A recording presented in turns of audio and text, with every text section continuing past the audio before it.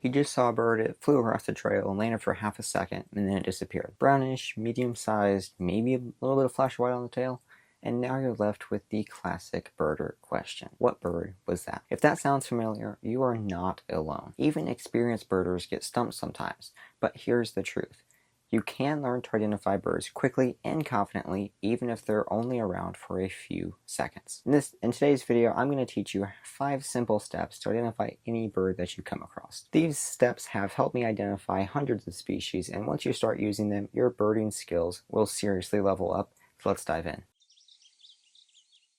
Here's the problem. Most birders just try to match a bird to a picture from memory, or scroll through dozens of species hoping one looks right. That's exhausting. I'm getting tired just thinking about it. What does work is having a system you can constantly refer back to. A checklist your brain can run through while you're watching the bird, even if it's just for a few seconds. Once you know what clues or field marks to look for, your brain starts doing it automatically and you don't even have to think about it. You'll be surprised how quickly you can go from, what was that, to, oh yeah, that's a Carolina wren. So let's go through the 5 steps. Step 1, where are you? Location, habitat, and season. You want to start here always. What part of the country or world are you in? What habitat are you in? Are you in woods, wetlands, suburbs? Also, what time of year is it? For example, a bird that shows up in Minnesota in July might never be found in Florida in January, and this step will help you instantly eliminate hundreds of species that can't be what you saw. So here's a pro tip. Use the Merlin Bird ID app. It filters likely birds based on exactly where and when you are. Now here's a quick disclaimer. Birds do have wings, of course, and so they can sometimes be found outside of their expected range. Keep this in mind when you can't figure out what bird you're looking at, because it might just be a rarity. Step 2, size and shape. You want to ask yourself, is it sparrow-sized, more medium, like a robin-sized, crow-sized, or maybe goose-sized? Is it long and skinny, round and stubby? Is it slender with a long tail? I'll give you a quick tip. If it's condor-sized, then it's probably a condor. Get it? Because condors are the largest bird in North America by a large margin. Anyway, beak shape can be another huge clue. If it's thin and pointed, that usually means it's an insect eater like a warbler. If it's thick and cone shaped, probably going to be a seed eater like a finch. If it's hooked, then definitely it's probably a raptor. When in doubt, compare a bird to something familiar. Like it was about the size of a robin, but chunkier with a short tail. That's the kind of description that can help you identify birds. Step 3, main color and pattern.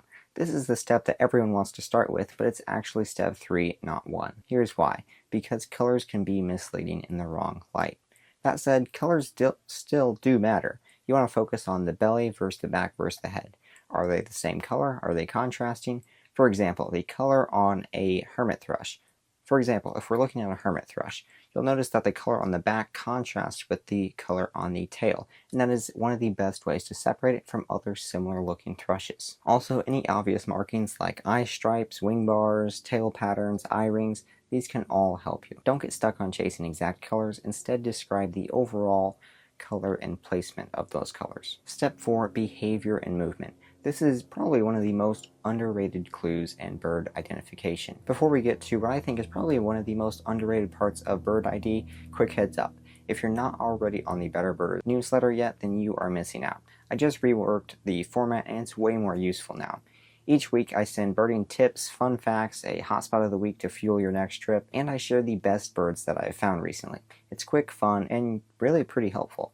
The link's in the video description below, so go sign up today. You won't regret it. Okay, so next we are talking about bird behavior and movement, and that's step 4. You want to watch how a bird moves. Is it hopping on the ground or climbing up a tree?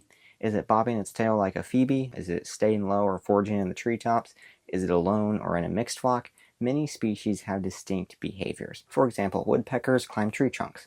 Nuthatches go down tree trunks. Warblers will often flit quickly from branch to branch. Behavior is a fingerprint, and it's often more helpful than color. Step 5, sound. If a bird is making noise, then you better listen.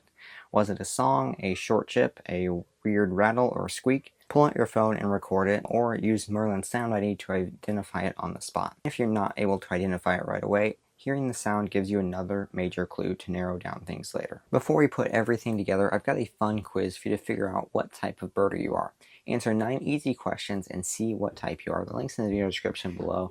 I love this type of quiz, and I think you'll find it really fun too. So go ahead and pause the video and go check it out real quick. So let's go through a couple real-world examples using the 5-step method. So you're walking through a park early in spring and you see a small bird hopping around low in a bush. It's brownish overall with a long tail and it makes a fast chip-chip sound. For location and time, we're in the eastern US in April. Size and shape, it's small, slim, has a pretty long tail.